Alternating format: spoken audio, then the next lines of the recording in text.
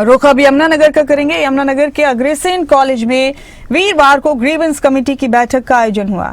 एजेंडे की सभी शिकायतें खत्म होने के बाद एक महिला मीटिंग हॉल में पहुंची और डीसी के सामने पुलिस पर गंभीर आरोप लगाते हुए हंगामा किया। महिला ने कहा कि उनकी बेटी के साथ वर्षों तक शादी का झांसा देकर रेप किया गया, मारपीट की गई, उसका गर्भपात कराया गया और कई बार उसे जान से मारने की कोशिश की गई।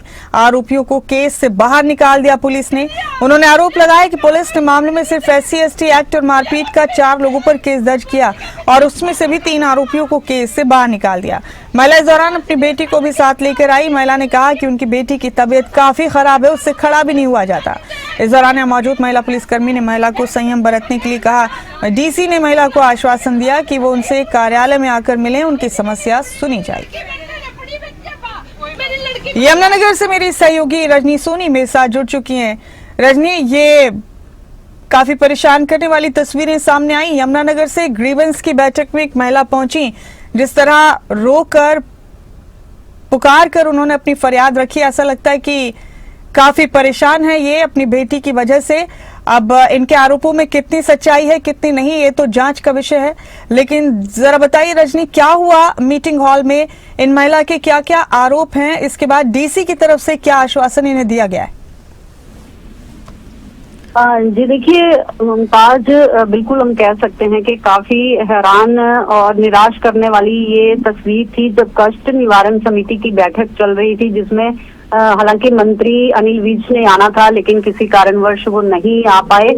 तो डीसी जो है यमुनानगर की डीसी प्रीति ने ये मीटिंग ली थी और जैसे ही मीटिंग खत्म होती है तो एक महिला जो था वो रोती बिलखती हुई प्रशासन के सामने आती है और पुलिस पर गंभीर आरोप जो है वो लगाए जाते हैं। वहां पर डीएसपी स्टेज पर ही खड़े थे, उनके तरफ इशारा करके ये महिला ये शिकायत करती है, ये आरोप लगाती है कि पुलिस ने जो है इनकी बेटी के साथ जैसे कि रेप हुआ था और उसमें 4 आरोपियों के इन्होंने नाम दिए थे, लेकिन पुलिस ने पैसे लेकर, इस महिला ने वहीं पर खड़े हुए आरोप लगाए कि पुलिस ने पैसे लेकर 3 आरोपियों के नाम जो थे वो केस से निकाल दिए। और वहां पर इस महिला ने काफी हंगामा किया था, रोती बिलखती हुई नजर आई थी। हालांकि जांच का विषय जरूर है कि पुलिस ने जांच के बाद इन आरोपियों को नाम इनके निकाले हैं, या फिर जो महिला आरोप लगा रही है क्या वह सही है। तो इसमें एक आरोपी जो है उसको गिरफ्तार किया गया था क्योंकि SC/ST का एक्ट जो पर्चा था वो भी दर्ज हुआ था, उसमें इन लोगों ने 4 नाम दिए थे, 3 नाम निकाल दिए गए। तो ये महिला जो थी वहां पर हंगामा करती हुई नजर आई, पुलिस पर गंभीर आरोप लगाती हुई नजर आई। हालांकि जो जिला उपायुक्त है उन्होंने अब आश्वासन दिया है कि वो आज ऑफिस में आकर उनको मिले और जैसे पुलिस अधीक्षक कमलदीप गोयल भी वहां स्टेज पर खड़े थे, उन्होंने भी कहा कि आप इस विषय में वहां उनको ऑफिस में बुलाया गया है। जांच का विषय है, इसमें सच्चाई क्या है, लेकिन कल जो जिस तरह से हंगामा हुआ है, महिला ने आरोप लगाए हैं, तो एक बार फिर से पुलिस की जो कार्यप्रणाली है हम उस पर सवालिया निशान जरूर कह सकते हैं। रजनी, एक बार हम सुनाना चाहेंगे अपने दर्शकों को, आप बनी रहें मेरे साथ कुछ वक्त और। इस महिला ने किस अंदाज में, कितने दर्द भरे लहजे में अपनी बात रखी इस मीटिंग में, तभी इनकी तरफ सबका ध्यान गया और हम भी परेशान हुए उनकी आवाज सुनकर। अपने दर्शकों को एक बार सुनाना चाहेंगे हम। एक भी कार्रवाई नहीं कर रहा, एक भी कार्रवाई नहीं करी दे। ये लोग भी बैठे मूर्ति का पीछा पैसा खाते हैं। नंबर बता जांच नहीं, सारा गिरफ्तार होना चाहिए। मेरी लड़की 6-7 साल रखा ना, मैं SC/ST लादी ने एक बंदे पर केस करा, इसने एक बंदे पर केस करा। जांच के हिसाब से नहीं सुनी मारी अब तक किसी ने नहीं सुनी। मेरी लड़की मैंने पड़ी बच्चे पर। रजनी, महिला को सुना, हमारे दर्शकों ने भी काफी ज्यादा गंभीर आरोप इन्होंने पुलिस की कार्रवाई पर लगाए हैं और इनका कहना है कि इनकी कोई सुनवाई नहीं होती है। बहरहाल ये जांच का विषय है, लेकिन अफसरों का रुझान क्या था ये जरूर जानना चाहेंगे रजनी।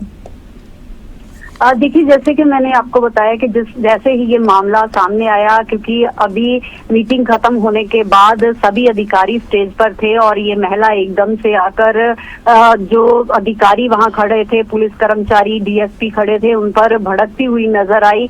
और जिस तरह से ये दर्द भरी आवाज में कह रही थी, क्योंकि इनकी बेटी के साथ जिस तरह से हुआ है, शादी का झांसा देकर काफी समय तक उसके साथ दुष्कर्म होता रहा रहा, उसके बाद उसका गर्भपात भी करवाया गया। तो काफी संगीन ये मामला था। और जैसे कि मैंने आपको बताया कि ये महिला जो थी, क्योंकि कल मंत्री अनिल विज ने आना था, तो ये महिला अपनी फरियाद लेकर इसीलिए पहुंची थी कि पुलिस उनकी कार्रवाई नहीं कर रही है। तो हो सकता है कि वो अनिल विज के सामने इस जो मीटिंग चल रही थी वहां पर अगर वो आती है तो उसकी सुनवाई होगी। हालांकि मंत्री अनिल विज तो नहीं पहुंचे थे, लेकिन जो जिला उपायुक्त है उन्होंने उसी टाइम संज्ञान लेते हुए आज इस महिला को अपने ऑफिस में जरूर बुलाया है। लेकिन जैसे कि मैंने आपको पहले ही कहा कि जिस तरह से अगर ये मामला सही है तो कहीं ना कहीं पुलिस की कार्यप्रणाली पर सवाल जरूर उठते हैं। पहले भी ऐसे मामले हम देखते आते हैं कि पुलिस जो है कई बार लोगों के साथ नाजायज करती है। हालांकि पुलिस इस मामले में अभी जांच जरूर कर रही होगी, लेकिन आज फिलहाल जो है जिला उपायुक्त ने अपने